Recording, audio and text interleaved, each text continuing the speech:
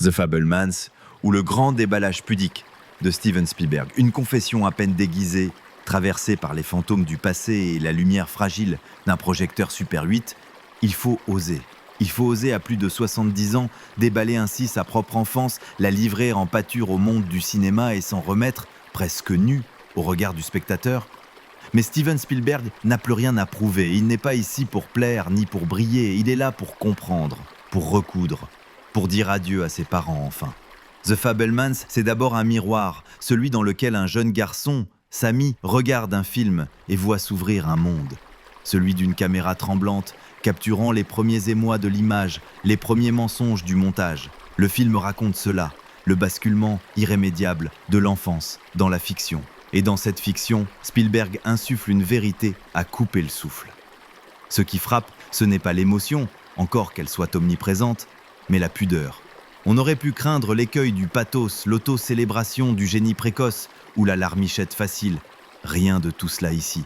Spielberg filme ses parents comme deux forces contraires. Le père, ingénieur brillant, rationnel, déconnecté. La mère, pianiste solaire, fantasque, instable. Deux planètes dont les orbites ne se croisent plus. Et l'enfant, Sammy, coincé entre admiration et incompréhension, absorbe tout pour mieux le rejouer plus tard. La puissance du film ne réside pas tant dans ce qu'il dit, mais dans ce qu'il ne dit pas. Le non-dit, le geste retenu, le silence après une dispute, un regard que la caméra saisit au vol, c'est là que The Fabelmans devient sublime. Spielberg montre que faire un film, c'est souvent tenter de réparer ce qu'on n'a pas su dire autrement. L'oncle Boris, joué magistralement par Judd Hirsch, incarne le cœur battant du récit, ce moment d'éveil brutal, où l'art devient nécessité. Il lâche cette phrase, inoubliable. L'art va te dévorer vivant. Spielberg l'a su, il y a survécu. Et aujourd'hui, il le filme.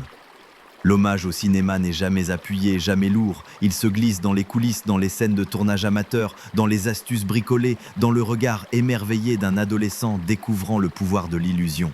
Et pourtant, derrière cet émerveillement, on sent la blessure, la fuite, le besoin vital de raconter pour ne pas s'effondrer.